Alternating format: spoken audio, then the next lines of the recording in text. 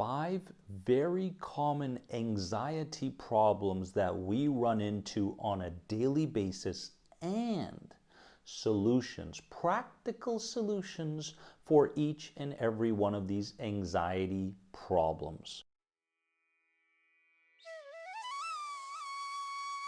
Welcome to another important video on my channel. Please subscribe and hit the bell for all the notifications for my upcoming videos and lives, my friends. Now, with anxiety, we run into a lot of anxiety-related problems, and these problems can stem internally, meaning dealing with intrusive ideas and physical sensations and emotions, but also externally, dealing with people, specific times of the day, specific environments, so on and so forth. And today, what I want to focus on is 5 very common anxiety problems. And with those problems, I'm going to give you practical solutions that I really want you to start applying today. Because in truth, what it is that you are feeling isn't necessarily who you are deep down, because who you are deep down is currently covered by filters of fear. And what we're doing through the changes in thought patterns, the changes in imagery, the changes in behavior, we are starting to move those filters, those fear-centered filters away and bring out the true you that resides within you. The first anxiety problem, of course, morning anxiety, right? Just the morning anxiety feeling. You wake up in the morning and after about, I would say 20 to 30 seconds, you start to integrate into your environment and you start to integrate into your identity. Not only that, your brain starts to figure out what it is that you most commonly do on a regular basis when you wake up in the morning. So when you wake up in the morning, you maybe tend to go internal and say, is that particular symptom of anxiety still there? Am I thinking those same intrusive ideas? Is today going to be as difficult as it was last week, last month, so on and so forth? So these are common habits and patterns that go along with the morning anxiety. And so here's the mindset, because with every one of these problems, I'm going to give you the mindset and the skill set. When I talk about mindset, I'm talking about your approach. I'm talking about your attitude for this particular anxiety problem. And for the skill set, it may be some kind of a mindful approach to changing the way you perceive something. It may be something with your physiology. It may be some kind of verbal expression. So we've got the mindset and the skill set depending on the anxiety problem. Now, morning anxiety, mindset, your new mindset is this. What I feel is a false alarm coming from my overprotective inner child. Inner child, I hear you loud and clear. These aren't necessarily my ideas coming from my true self. And these aren't necessarily my concerns. These are coming from an inner child or lower self that is, if you think about an overprotective parent, times that by 1,000, and you've got the inner child. So what I feel is a false alarm coming from my overprotective inner child. What a beautiful way to start your mornings, right? So instead of feeling something or thinking something and going down that rabbit hole of fear, you approach it with this mindset. And now you can create some distance between the feeling and the reaction to it. And the skill set for morning anxiety is this. Allow yourself to fully feel into the false alarm prior to getting out of bed. So before you get out of bed, you embed this mindset in, then you get yourself up in a seated position in your bed, and you feel into what it is you're feeling. Most people start their day frantically. What do I have to do? Do I shower first? Do I get dressed first? You know, these sorts of, do I eat first? What do I do that's best for me? And that kind of morning franticness can really move into your entire day. But instead, you get yourself up, right? And against the bedboard, you sit there and you feel into what it is you're feeling. So you're no longer running from it and you're no longer distracting from it. The intrusive ideas come and go. The physical sensations, you're right there with them, saying, I hear you, right? At a subconscious level, you're saying, I hear you by sitting with you, by feeling into it. You're not trying to get rid of a sensation. You're not trying to get rid of a feeling.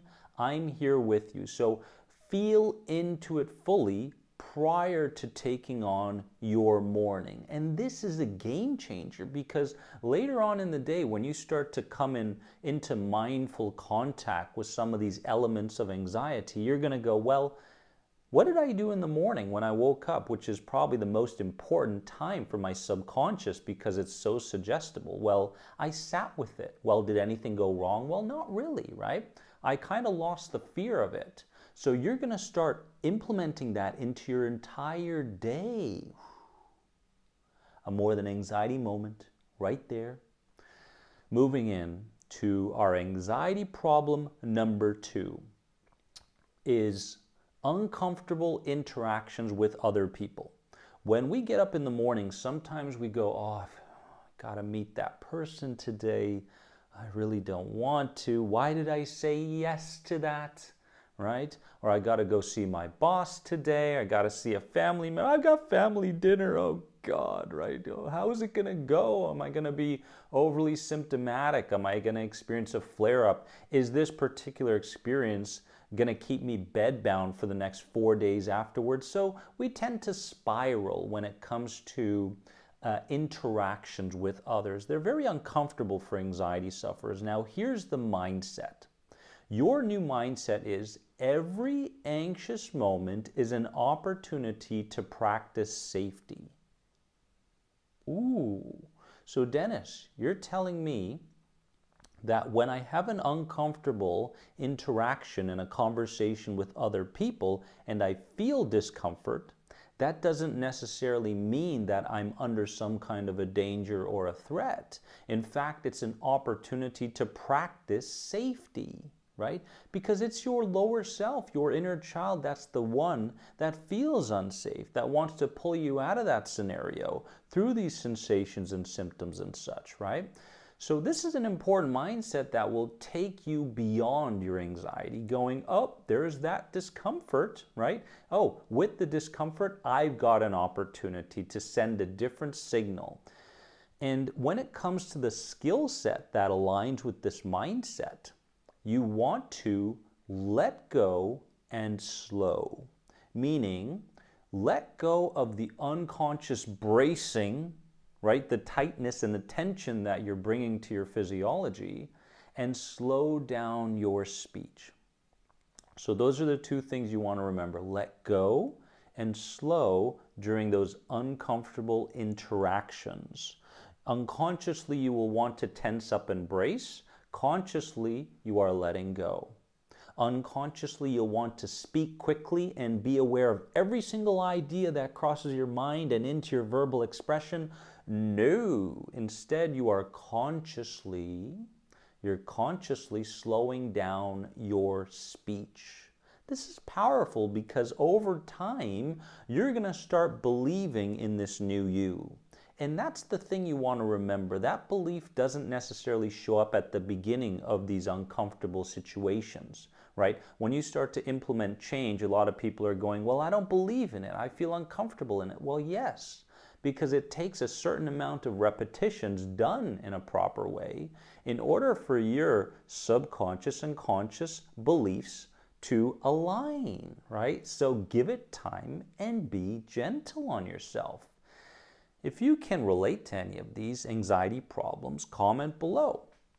Number 3 anxiety problem. Oh, yes, definitely.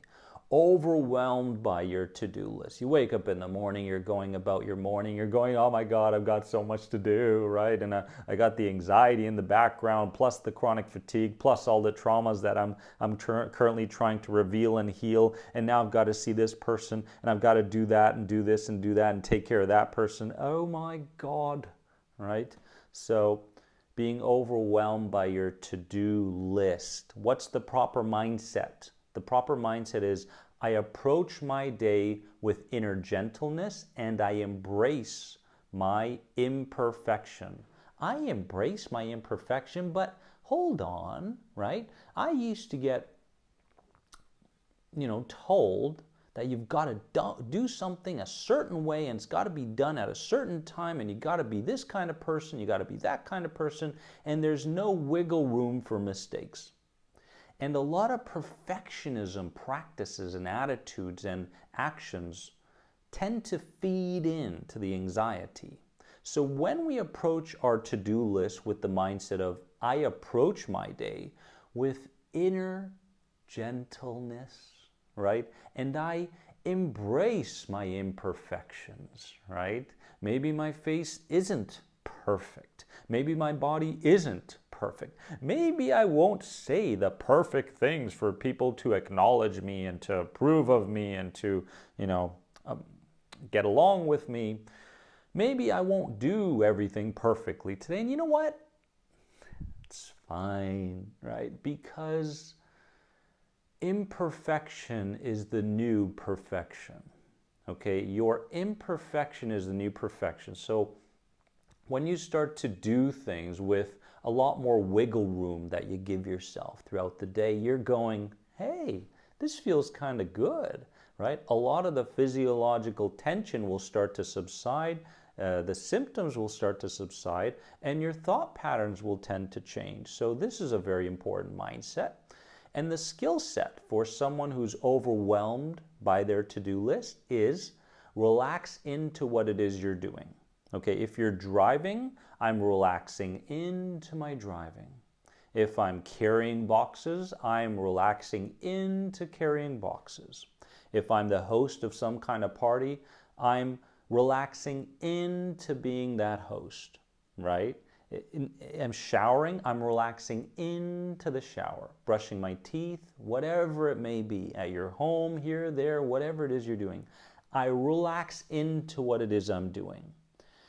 This will become an identity over time rather than something that you're doing, some kind of behavior. And that's what we want to do. We want to transition these new doings into who you really are, okay?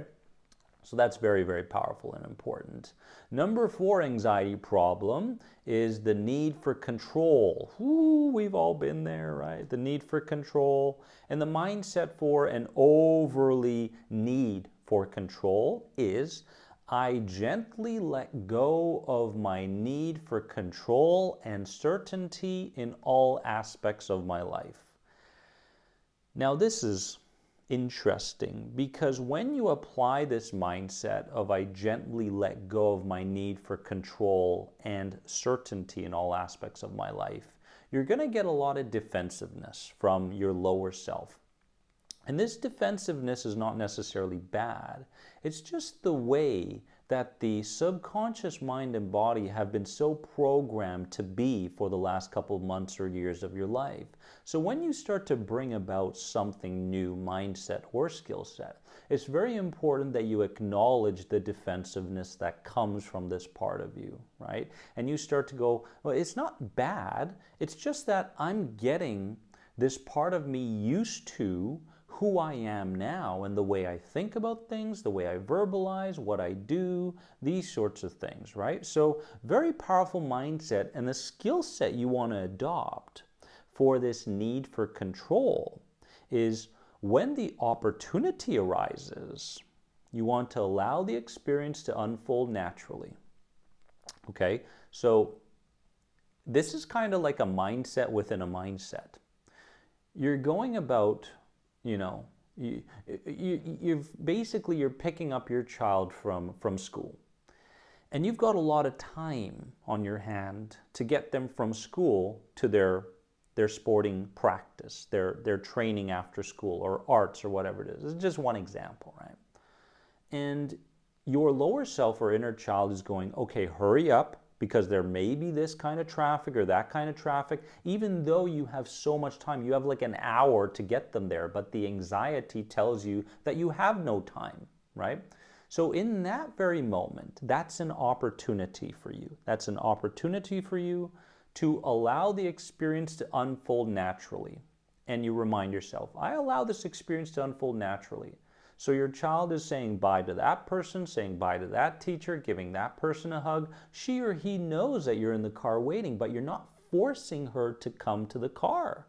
You're giving her the space, you're allowing patience to take over, and it may take a few extra minutes, but in the long run, you're not projecting stress onto your child as well, right? And at the same time, you're projecting safety and patience to your own lower self or subconscious mind. So there are so many things that are happening, so many new programmings that are happening, mind, body, and spirit, when you start to adopt the idea that I allow the experience to unfold naturally, right? And just as a side note for this, you can actually write this one down on a card and bring it with you when you have that that hypersensitive or impatient moment, right? You want to look at the card and allow things to unfold naturally. Remember, these are all practices. They're not going to come naturally at first.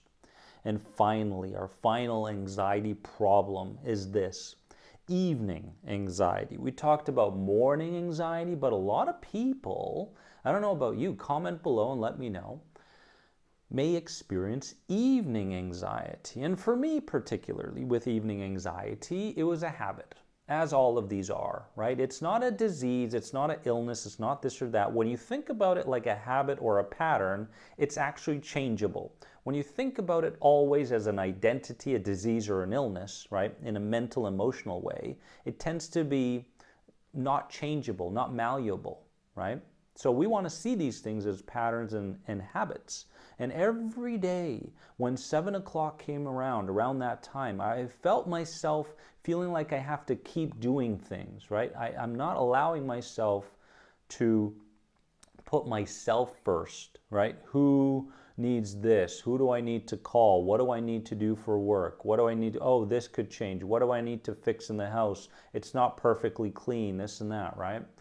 So that was me for a very long time. So maybe you at a particular time in the evening are experiencing such an increase in anxiety as well. And the mindset for evening anxiety is this: you put your hands on your heart. Okay, first of all, you put your hands on your heart and you remind yourself that I am safe at this particular time in this particular environment. I am safe in this particular time, in this particular environment, right? And you want to say it while being emotionally invested in what you're thinking or saying. A more than anxiety moment, if I may say so myself. So no longer are you emotionally invested in the feeling of anxiety. You're emotionally invested in the mindset, right? And you're going, I am safe at this particular time in this particular environment, right? And as long as there's emotion and passion in what you're saying and reminding your inner child of, it will start to get the message over time.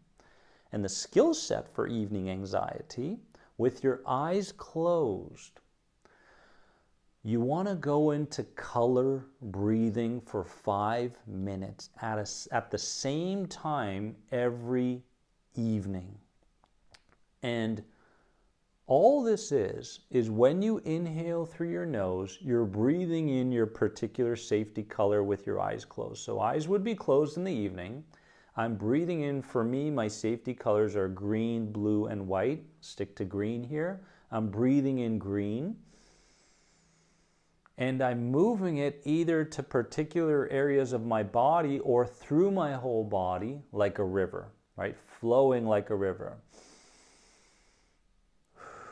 And I feel that accumulating.